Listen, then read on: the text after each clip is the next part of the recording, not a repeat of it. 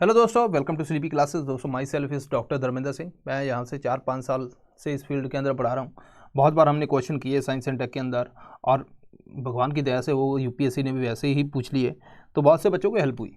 तो इस बार भी हमने वही कोशिश की है। हम रोड टू प्रीलिम्स 2023 के अंदर बात कर रहे हैं कि हम हर रोज़, आपको पता है कि रात को 5 क्वेश्चन आते हैं। उन 5 क्वेश्चन को हमने कोशिश की है कि इस तरह से फ्रेम किया जाए कि जो यूपीएससी के लिए रेलिवेंट हो। तो आज भी उसके ऊपर बात करेंगे दोस्तों। इससे पहले दोस्तों, हमारा जो 2024 का जो यूपीएससी के सारे कोर्सेज हैं वो 28 फेब तक दोस्तों यहाँ पे आपको 10% डिस्काउंट मिल जाएगा। और इसके लिए लेकिन आपको कोड यूज़ करना होगा मिशन 1105। इसको यूज़ करेंगे तो आपको यहाँ पे डिस्काउंट डेफिनेटली मिल जाएगा। तो अगर आप इंटरेस्टेड हैं तो इसको कोई कोर्स आपने एनरोल करना है तो ये बेस्ट टाइम है मेरे हिसाब से, जहाँ पे आपको डिस्काउंट भी मिल रहा है। ठीक है जी, चलिए बात करते हैं दोस्तों। यहाँ पे 5 क्वेश्चन जो है आज हम कवर करेंगे करंट अफेयर से। करंट अफेयर कौन से? मई, जून, जुलाई, अगस्त। अब ये हमने स्टार्ट किया है तो धीरे धीरे बाकी के भी हम कोशिश करेंगे उसको कवर करते जाएं। यहाँ पे 5 क्वेश्चन उस हिसाब से डिज़ाइन किए गए हैं जो मुझे लगा कि मोस्ट रेलिवेंट है इन जो 4 मंथ में के अंदर, तो उसके ऊपर बात करते हैं। पहला क्वेश्चन क्या है? पहला क्वेश्चन ये है, consider the following statement regarding air independent propulsion seen in news recently. Because current का है तो न्यूज़ में आई है। फर्स्ट स्टेटमेंट ये कहती है, it is a marine propulsion technology that allows non nuclear submarine to operate without much access to atmospheric oxygen. Second statement क्या है? Fuel cell based AIP converts hydrogen and oxygen into electricity with water and heat released as by product. Third statement है, a fuel cell is a device that generate electricity through electrolysis chemical reaction. तो यहाँ पे जो option है कौन कौन सा है? 1 and 2 only, 2 and 3 only, 3 only, all of the above. अगर आप देखोगे तो यहाँ पे एआईपी पूछा, एआईपी किसके ऊपर बेस्ड है? अगर फ्यूल सेल के ऊपर बेस्ड है उसको पूछा, और फ्यूल सेल के अंदर क्या है। तो ये क्वेश्चन होता है कि मतलब आपने एक सरफेस के ऊपर एक स्टेटमेंट आई, एक थोड़ी सी डीप चलेगी, दूसरी और तीसरी उससे भी ज़्यादा डीप चलेगी। तो ये उसी टाइप का ये क्वेश्चन है जो यूपीएससी भी इस तरह से करती है। तो यहाँ पे आप इसका आंसर देख सकते हो। इसका आंसर दोस्तों third statement is wrong, so 1 and 2 is the right answer. बात करते हैं इसके ऊपर क्यों ये सही है ना। तो यहाँ पे अगर आप देखो करंट अफेयर हमारा जो है मई के अंदर, यहाँ पे ये टॉपिक हमारा, अगर आप देखो पीडीएफ के ऊपर ये अवेलेबल है, इसकी वीडियो लेक्चर भी है, ठीक है, वीडियो भी अवेलेबल है, तो आप उसको भी देख सकते हैं। अब यहाँ पे बात करते हैं, देखिए जो अगर हम जब बात करते हैं कि कौन कौन से जो सबमरीन्स हैं, सबमरीन का काम क्या है? पानी के अंदर जाना, ठीक है, और पानी के अंदर जाके और वहाँ पे एक्टिविटी करनी। मान लीजिए आपने किसी कंट्री की कोई कोस्टल एरिया है, वहाँ पे आपने पानी के इधर आसपास थोड़ा सा आपने विजिलेंस करना है कि वो कंट्री की क्या एक्टिविटी है। तो आपको जो सबमरीन चाहिए उसकी क्वालिटी होनी चाहिए, एक तो स्मॉल, छोटा सबमरीन होना चाहिए। सबमरीन जब छोटा होगा तभी वो कोस्टल एरिया के अंदर, क्योंकि पानी की इतनी डेप्थ नहीं रहती, तो वहाँ पे मूव कर पाएगा। तो जो स्मॉल सबमरीन है, नॉर्मली हमारे जो डीजल बेस्ड सबमरीन आते हैं, डीजल बेस्ड सबमरीन के अंदर दिक्कत क्या होती है कि आप पानी के अंदर चले गए, लेकिन कुछ टाइम बाद आपको ऊपर आना पड़ता है बैटरी चार्ज वगैरह करने के लिए, ठीक है। तो अगर जैसे आप ऊपर आए तो उस कंट्री की रडार आपको डिटेक्ट कर लेगी, आप फंस जाओगे। दूसरा सबमरीन होता है दोस्तों न्यूक्लियर सबमरीन। न्यूक्लियर सबमरीन के अंदर क्या है? न्यूक्लियर रिएक्टर से चलता है, उसका साइज भी बड़ा होता है, तो वो इस एक्टिविटी के अंदर आ नहीं सकता। दूसरी कॉस्ट तो ज़्यादा है ही है, ठीक है। तो इसीलिए डीजल को हमने किसी न किसी तरीके से इस तरह से मॉडिफाई करना है कि ये जो है पानी के अंदर ज़्यादा देर तक रह सके। तो इसके लिए दोस्तों हम यूज़ करेंगे जो एयर इंडिपेंडेंट प्रोपल्शन सिस्टम। अब एयर इंडिपेंडेंट प्रोपल्शन सिस्टम बहुत टाइप के हैं, उनमें से एक टाइप है वो है फ्यूल सेल बेस्ड, ठीक है। अब फ्यूल सेल बेस्ड कैसे है? जो आपने फ्यूल सेल पढ़ा होगा, फ्यूल सेल के अंदर क्या होता है? अगर यहाँ पे मैं बात करूँ फ्यूल सेल के ऊपर, ओके, तो यहाँ से क्या करेंगे हम? हाइड्रोजन जो है, ठीक है, इंजेक्ट करेंगे। हाइड्रोजन जो है वो ब्रेक होगी, उसमें से हाइड्रोजन जो है वो ब्रेक होगी, तो इलेक्ट्रॉन निकलेंगे, वो बाहर चले जाएंगे। जब इलेक्ट्रॉन मूव करेंगे मतलब यहाँ पे इलेक्ट्रिसिटी अपनी बन गई, ठीक है। अब ये हाइड्रोजन जो पॉजिटिव के अंदर है इस साइड में जाएगा, यहाँ से हम क्या करेंगे? ऑक्सीजन भेजेंगे, और ये हाइड्रोजन ऑक्सीजन मिलकर यहाँ से वाटर जो है बाहर निकाल देंगे, ठीक है। तो इस तरह से फ्यूल सेल बेस काम करता है। तो ये ज़्यादा टाइम तक रह सकता है, यहाँ पे दिक्कत नहीं है। लेकिन यहाँ पे हाइड्रोजन स्टोर करना एक अगेन प्रॉब्लम है, बिकॉज हाइड्रोजन इनफ्लेमेबल है। अगर मैंने आपको बताया हुआ कि जो गुब्बारे हैं जो हवा में उड़ते हैं, है ना, लाइट एयर हम उसके अंदर डालते हैं, हीलियम ज़्यादातर यूज़ होती है। हाइड्रोजन क्यों नहीं यूज़ होती? क्योंकि एक्सप्लोजिव है, ठीक है। अब बात करते हैं एक और बेसिक कंसेप्ट की। अगर मैं वाटर को ब्रेक डाउन करूँ, हाइड्रोजन प्लस ऑक्सीजन, यहाँ पे मैं बैलेंस नहीं कर रहा रिएक्शन को, बस समझ आओ, तो इसको बोलते हैं इलेक्ट्रोलाइसिस। इसको क्या बोलते हैं? इलेक्ट्रोलाइसिस, ठीक है। लेकिन जो फ्यूल सेल है उसके अंदर क्या हो रहा है? हाइड्रोजन प्लस ऑक्सीजन जो है ये मिलके जो बना रहे हैं वो वाटर बना रहे हैं।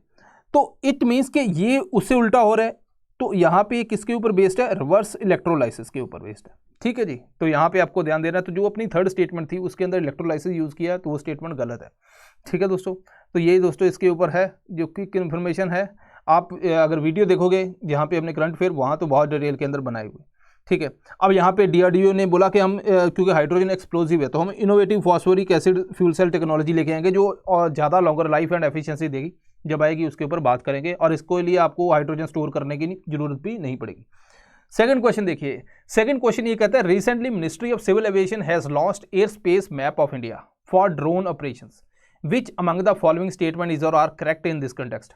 फर्स्ट स्टेटमेंट है it shows red yellow green zones across the country. Second है in yellow zone drones can be operated only after permission from central government.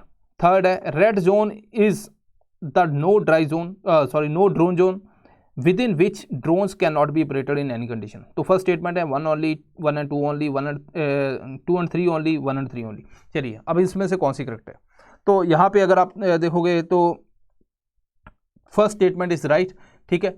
तो सेकंड और थर्ड स्टेटमेंट गलत है, क्यों गलत है उसके ऊपर बात करते हैं। अगर आप देखोगे करंट अफेयर के अंदर तो यहाँ पे आपको मिल जाएगा, ये देखो मैंने इस तरह से क्लासीफाई किया हुआ है green zone, yellow zone, red zone. तो ये हमारे PDF का पार्ट है, ठीक है। इसके ऊपर भी वीडियो लेक्चर है तो वो भी आप देख सकते हो। तो यहाँ पे अगर हम बात करें तो पहले दूसरी इन्फॉर्मेशन है PIB ने ये दी हुई है, ठीक है। तो ये PIB की इन्फॉर्मेशन है। तो यहाँ पे देखो अलग अलग जोन है कि ड्रोन आप कहाँ पे ऑपरेट नहीं करते। कल को आपका मन करेगा आप पार्लियामेंट के ऊपर ऑपरेट करने लग जाओगे, है ना, तो वहाँ पे थ्रेट है, ठीक है। तो कुछ कंडीशन तो रखनी पड़ेगी कहाँ पे आप ड्रोन ऑपरेट नहीं कर सकते, यहाँ स्पेशल परमिशन लेनी पड़ेगी। तो इसी तरह से दोस्तों ग्रीन जोन की बात करते हैं। ग्रीन जोन को डिफाइन कैसे करते हैं, एक तो मान लो कोई एरिया है, रेड जोन है, येलो जोन है, उसके 400 फीट जो ऊपर है, ठीक है, उसके अंदर आप जो है 400 फीट हाइट तक आप जो ग्रीन जोन है तो वहाँ पे आप मार्केट किया गया। येलो जोन है उस ग्रीन जोन का जो 400 फीट है उससे ऊपर, ठीक है, ठीक है, उससे ऊपर जो है वो अपने येलो जोन आती है। इसके अलावा ग्रीन जोन ये भी होती है कि जैसे मान लीजिए कोई आपका एयरपोर्ट है ऑपरेशनल, उससे कुछ एरिया के अंदर हमने ग्रीन जोन रखी हुई है।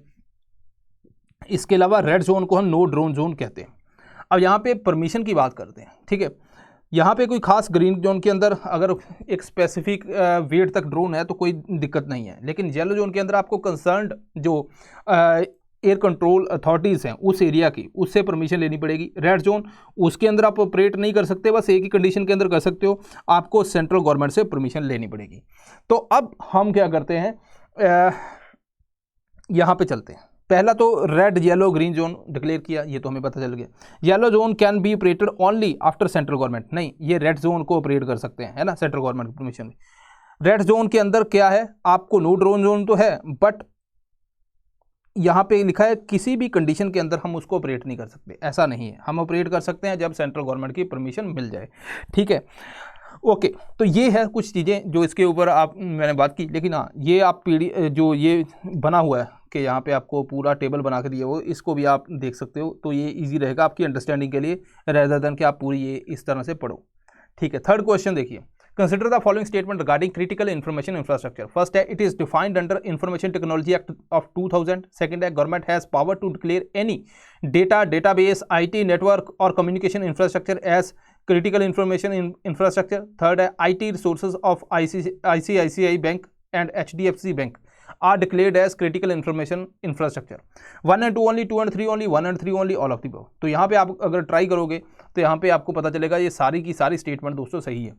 क्यों सही है, तो यहाँ पे बात करते हैं दोस्तों, ये PDF का पार्ट है जो मैंने यहाँ पे लगाया हुआ है, यहाँ पे हमने डिस्कस किया था। तो ये जून जुलाई के जो टाइम के ऊपर की PDF है। तो यहाँ पे देखेंगे कि मिनिस्ट्री ऑफ इलेक्ट्रॉनिक्स ने रिसेंटली दोस्तों जो IT रिसोर्सेज हैं, चाहे ICICI हो, HDFC हो, देन NPCI जो UPI मैनेज करता है, उसको critical infrastructure information infrastructure declare किया है। अब ये डिफाइन कहाँ किया गया, ये डिफाइन किया गया इंफॉर्मेशन टेक्नोलॉजी एक्ट 2000 के अंदर। यहाँ पे इन्होंने बोला है कोई भी जैसे कंप्यूटर सोर्स है, अगर उसकी डिस्ट्रक्शन हो जाए, उस डिस्ट्रक्शन की वजह से नेशनल सिक्योरिटी को खतरा हो, सेफ्टी को खतरा हो, पब्लिक हेल्थ को खतरा हो, तो उसको हम क्रिटिकल इंफ्रास्ट्रक्चर डिक्लेयर करेंगे। गवर्नमेंट के पास पावर है, गवर्नमेंट डिक्लेयर कर सकती है कोई भी डेटा है, डेटाबेस है, IT नेटवर्क या कम्युनिकेशन है, उसको क्रिटिकल इंफॉर्मेशन इंफ्रास्ट्रक्चर के अंदर वो डिक्लेयर कर सकती है। तो ये इंफॉर्मेशन है इंपॉर्टेंट। देन अब बहुत से बच्चों ने पूछा कि जब लास्ट में मैंने वीडियो बनाई तो कहते हैं कि सर जो प्रीवियस ईयर जो क्वेश्चंस हैं, जैसे मैंने एक रिसेंटली ओरिएंटेशन सेशन के ऊपर एक वीडियो बनाई थी, तो वहाँ पे उन्होंने बोला कि प्रीवियस ईयर क्वेश्चन को एनालाइज कैसे करना है, इसके ऊपर वीडियो बनाई है। तो ये पूरा मैराथन सेशन ही आ रहा है, ठीक है। तो यहाँ पे आपको 2011 से लेकर 2022 तक सारी की सारी जो है प्रीलिम्स के हिसाब से एनालिसिस मिलेगा। फोर्थ क्वेश्चन देखिए, recently India reported few cases of tomato flu, it is caused by virus, bacteria, fungi, parasite, किससे है? सिंपल क्वेश्चन, सीधा वन लाइनर। तो यहाँ पे दोस्तों करेक्ट आंसर है वायरस। अब ये न्यूज़ है, ये तो अपनी पीडीएफ का पार्ट है। अगर आप देखोगे यहाँ पे जो रेड डॉट से हो जाते हैं बॉडी के ऊपर, तो ये ऐसा नहीं कि टमाटर खाने से या कुछ ऐसा नहीं है, ये एक टोमेटो वायरस है, उसकी वजह से हो सकता है। इसके अलावा अगर हम देखें कोविड के साथ कंपेयर करें तो ये इतना ज़्यादा तेज़ी से फैलता नहीं है जैसे कोविड फैलता है, ठीक है। ट्रीटमेंट इसके अंदर जो नॉर्मली ड्रग्स हैं, चिकनगुनिया, डेंगू, वो भी काम कर जाती हैं। अब यहाँ पे अगर आप बिजनेस स्टैंडर्ड की ये कटिंग है, यहाँ पे देखोगे टोमेटो वायरस का ही नाम लिया गया। एक तो ये वायरस के साथ होता है, तो पहले इन्होंने बोला कि ये कोविड से रिलेटेड है, उस टाइम पे न्यूज़ आई, गवर्नमेंट ने डिक्लेयर किया कि कोविड से इसका कोई लेना देना नहीं है। फर्स्टली जो ये आइडेंटिफाई किया गया दोस्तों केरला के अंदर, और बाकी स्टेट्स के अंदर भी इसके केसेस आए, ठीक है। तो यहाँ पे ये एक वायरल तो है, तो यहाँ पे आफ्टर इफेक्ट भी हो सकता है डेंगू फीवर या चिकनगुनिया के से चिल्ड्रन के अंदर, कोई स्पेसिफिक अभी तक इसकी ड्रग है नहीं। फिफ्थ क्वेश्चन देखिए, consider the following statement in context to dark matter. First statement है dark matter is made up of particle that do not have charge. Second, they possess mass like normal matter and hence interact through electromagnetic interaction. Third statement है more than 50% of universe content is dark matter. तो यहाँ पे आप statement निकाल सकते हो easily.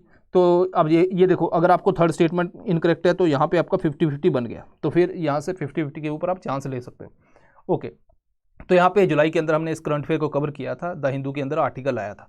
अगर हम यूनिवर्स की बात करें कि हमें क्या ऑब्जर्वेबल है, क्या हमें दिख रहा है, जो भी हमें दिख रहा है, चांद तारे है ना, वो सारे दोस्तों 5% है। उसके अलावा दोस्तों कुछ डार्क मैटर है 27% और डार्क एनर्जी है जो अगर हम बात करें यहाँ पे 68%, ठीक है। ओके अब यहाँ पे डार्क मैटर आया कहाँ से, उसके ऊपर बात करते हैं। देखिए इसके बहुत से इनडायरेक्ट एविडेंस हैं, द हिंदू के अंदर इसी के ऊपर आर्टिकल आया था, लेकिन उसमें से एक मेन है कि जैसे मिल्की वे गैलेक्सी है, गैलेक्सी की जो रोटेशन है वो मास के ऊपर डिपेंड है, कि मतलब हाई मास, जितना ज़्यादा मास होगा उतना ही ज़्यादा उसकी जो रोटेशन फास्ट होगी, ठीक है, रोटेट करेगी फास्ट। लेकिन जब हमने ऑब्जर्व किया रोटेट तो कर रही है फास्ट, लेकिन उतना मास नहीं है, मास जो है वो लेस है। सो कुछ हिडन मास होगा जिसकी वजह से ये रोटेट कर रही है। तो इसीलिए जो हमने ये बताया कि जो हिडन मास है वो है डार्क मैटर, ठीक है, वो है डार्क मैटर। अब ये डार्क मैटर जो है दोस्तों, इसके ऊपर अब ये नासा ने ये बताया कि प्रोपोर्शन इतना डार्क मैटर का है, तो वहीं से कटेंगे। अब दूसरी बात, डार्क मैटर के ऊपर कोई चार्ज नहीं है, अगर चार्ज नहीं है तो वो इलेक्ट्रोमैग्नेटिक रेडिएशन जो इंट्रैक्शन वो नहीं करेगा क्योंकि चार्ज ही नहीं है, ठीक है। दूसरी बात है मैटर का मतलब है कि मास है, ठीक है, मास है तो वो नॉर्मली जैसे मास ग्रेविटी इंटरेक्ट करती है मास के थ्रू, तो वो जो है मास ग्रेविटी के साथ इंटरेक्ट करेगा। सिमिलरली जैसे हमारा मास है उसी हिसाब से हम ग्रेविटी जो है हमें अपनी तरफ खींचती है। तो इट मीन्स कि चार्ज नहीं है तो इलेक्ट्रोमैग्नेटिक इंटरेक्शन नहीं है, ठीक है। दूसरी बात है कि मास है तो ग्रेविटी के साथ इंटरेक्ट करता है, ठीक है। तो ये दोस्तों इन्फॉर्मेशन है इसके ऊपर। इसके अलावा बात करें दोस्तों प्रीलिम टेस्ट सीरीज, तो आप ये भी ज्वाइन कर सकते हो। ऐसे अगर क्वेश्चन आपने और करना चाहते हो तो यहाँ पे आपको बताया कि 30 टेस्ट है, फंडामेंटल, एडवांस है, फुल लेंथ है, ये सारी चीज़ें हैं। और ये भी दोस्तों कम प्राइस के ऊपर आपको मिल रही है। तो अगर आपको लगता है कि आपके बेसिक आपने किए हैं तो अब स्किल के ऊपर बात करनी है तो आप इसके थ्रू कर सकते हैं। So this is all, I hope कि आपने समझा होगा अच्छे से। तो कमेंट करके ज़रूर बताना और आप क्या इम्प्रूवमेंट चाहते हो या और क्या आपको लगता है कि हमें कवर करना है, उसके ऊपर बात करेंगे। मिलते हैं नेक्स्ट टाइम, थैंक यू।